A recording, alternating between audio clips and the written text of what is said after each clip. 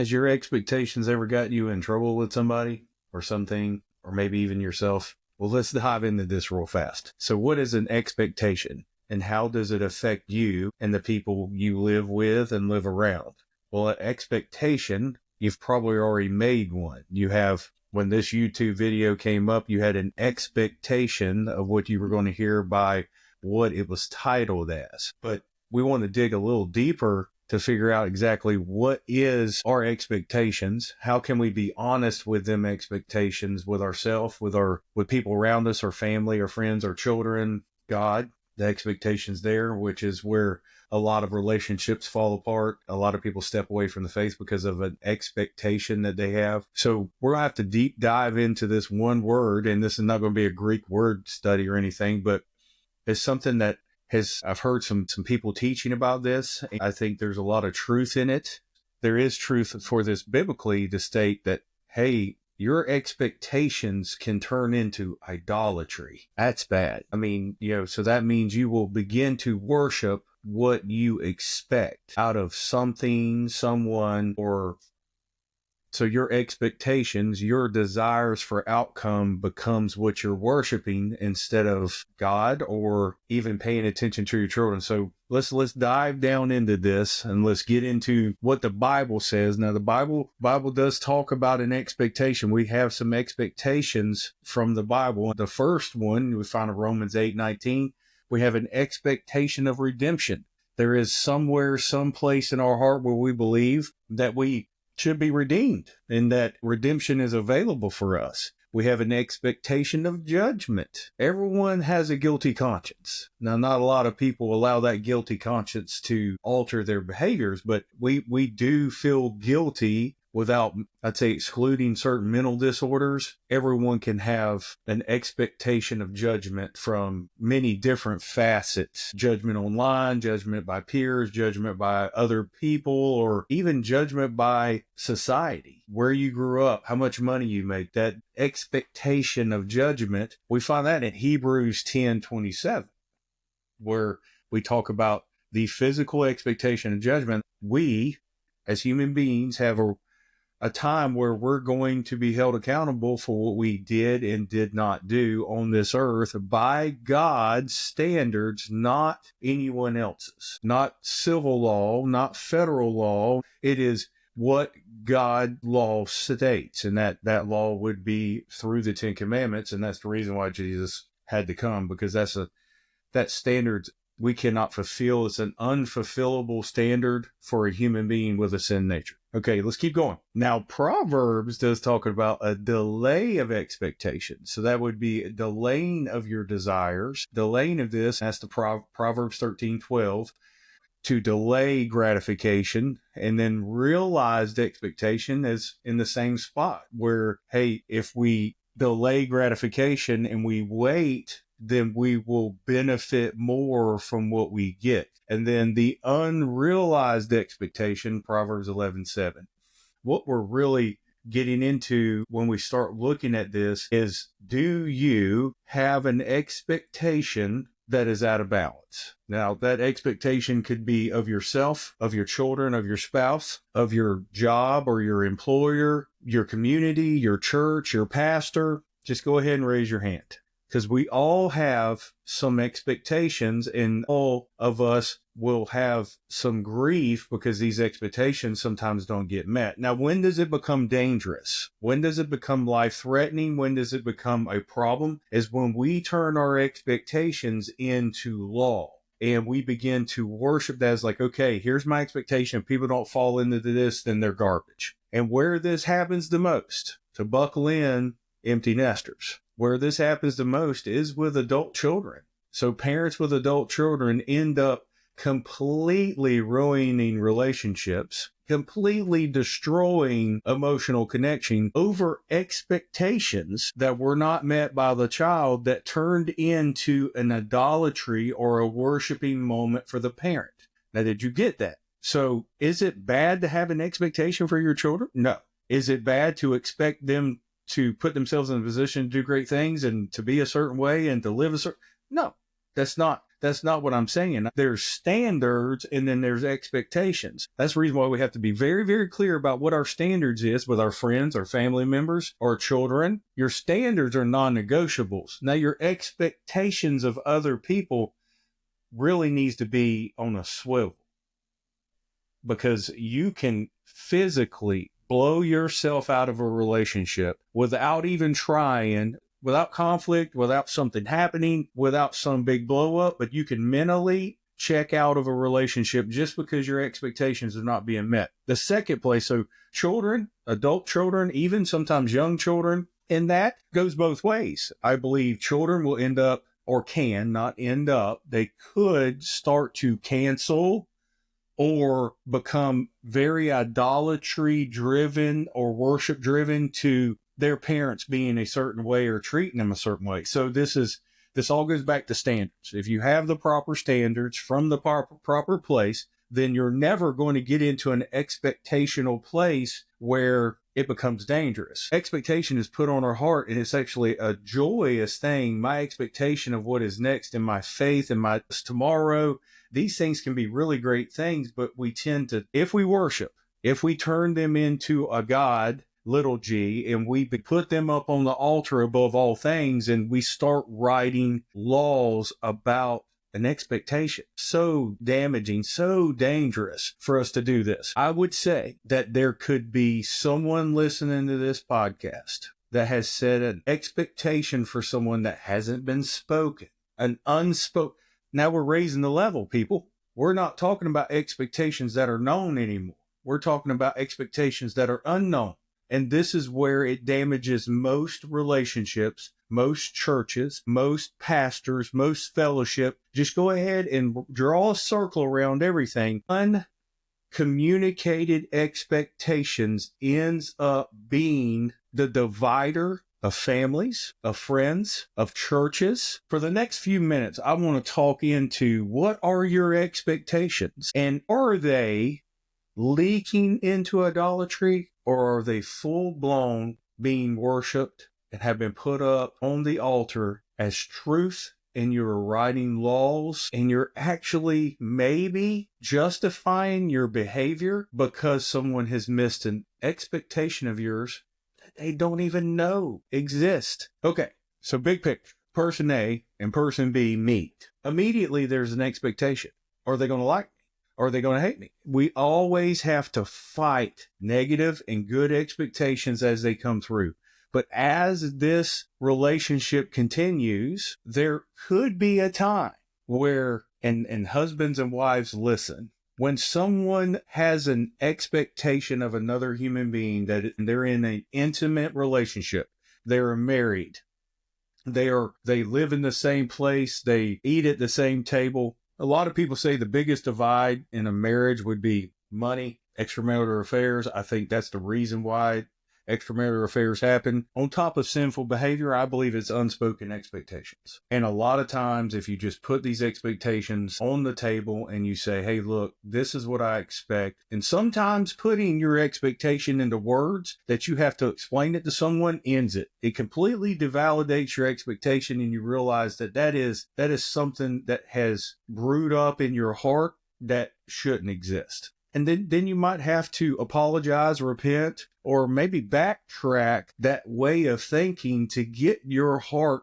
correct so you can be in a healthy relationship with said person, said community, or even your own kid. So from personal experience, I have struggled with the uncommunicated expectation. I've experienced the pains of that from parent to child, meaning me being the child, and then from me being the parent to my children. And they have wrote their own rules about what I expected in a lot of different situations without coming to me to make sure they were right. Who's done that before?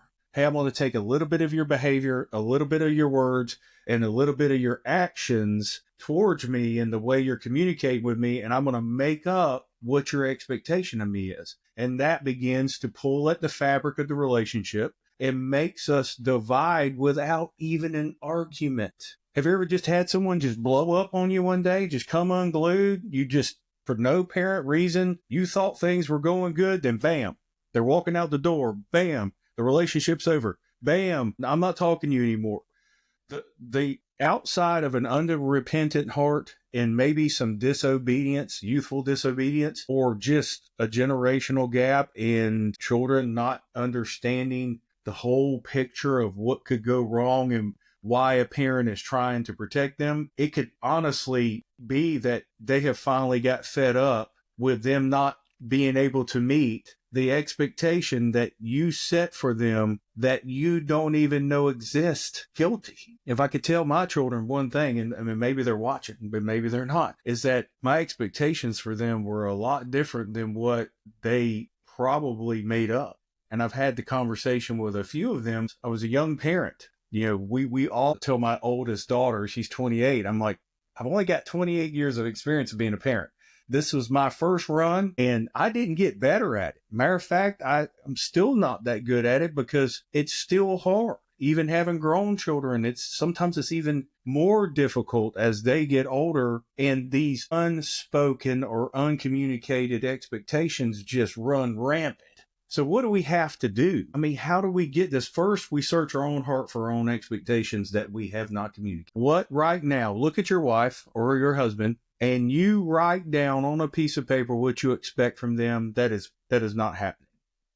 That your expectation is just not being met. Just write it down.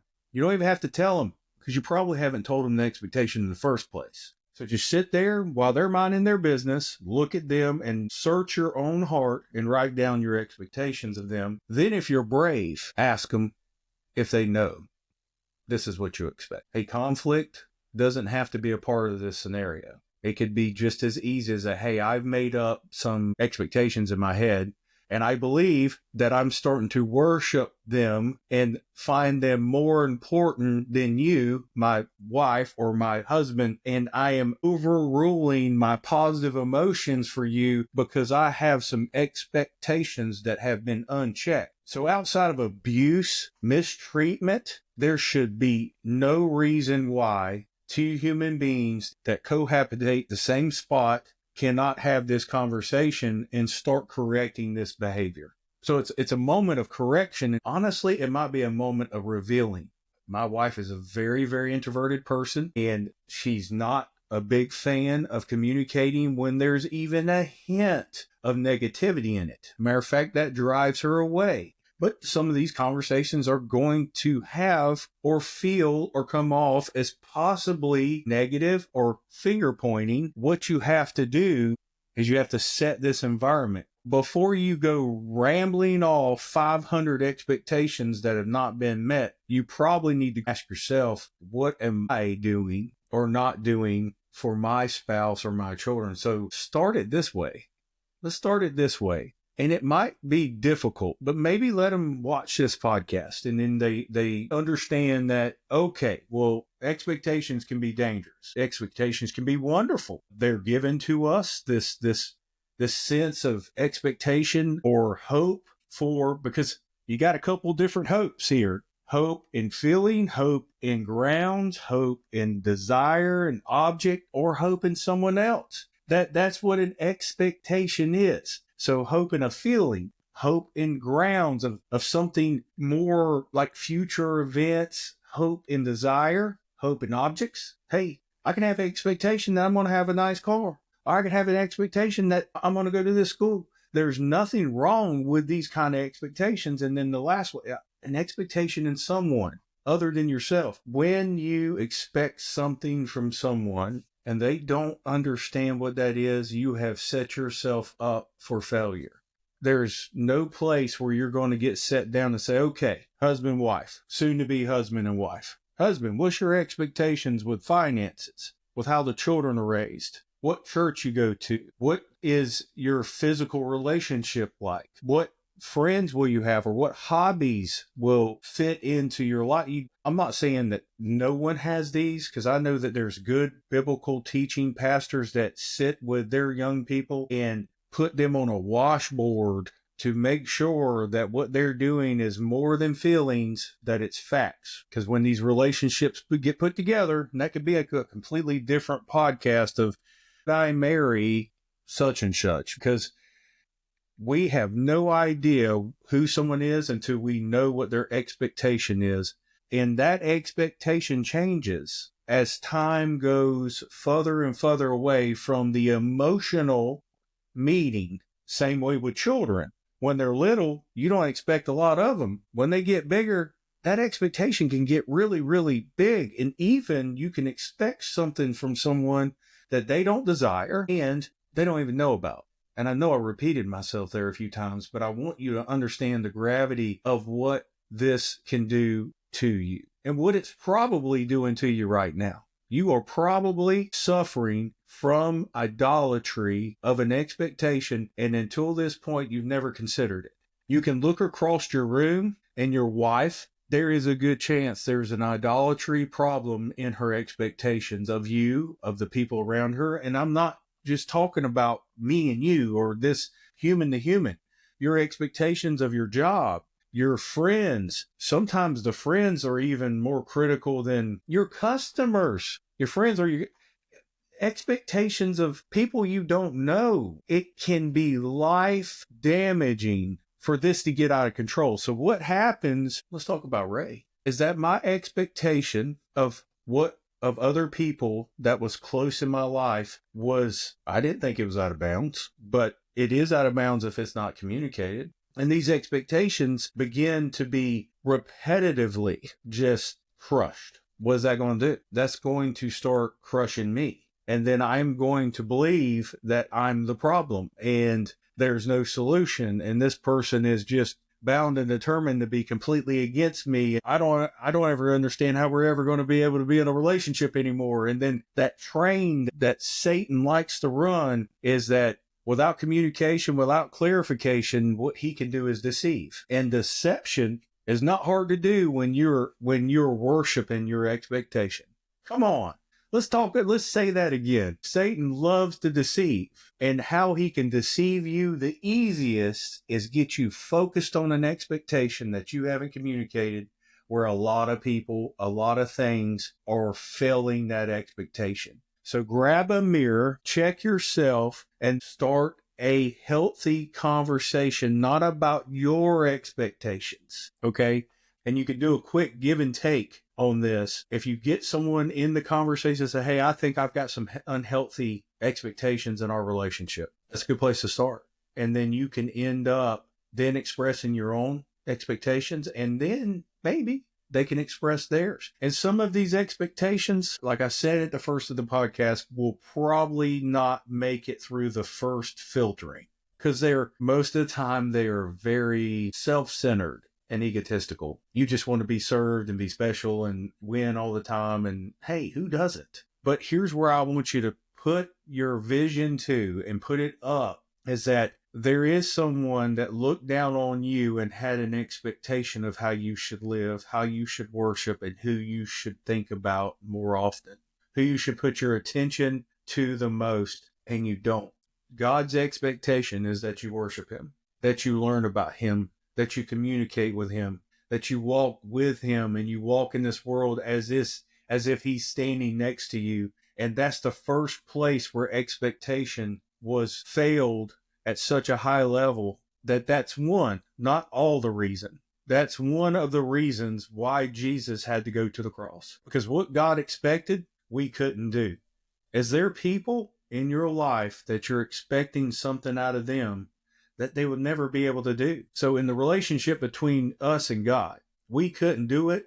Jesus did, and then died to cleanse us of the sinful nature. And that is something that I believe everyone should get reconciled quickly. Are you in an intimate and emotional relationship with your Creator? Have you put your life in Jesus's hands and allowed him to bring it to the Father and say, they submitted to me. They broke the law. I didn't. I died as a sacrifice because of the law. Now I'm bringing your child home because I did good. I did not sin. And that would be Jesus, not Ray. That would be Jesus that didn't sin. So there will have to be a sacrifice made in these conversations. And that sacrifice should be the head of the household.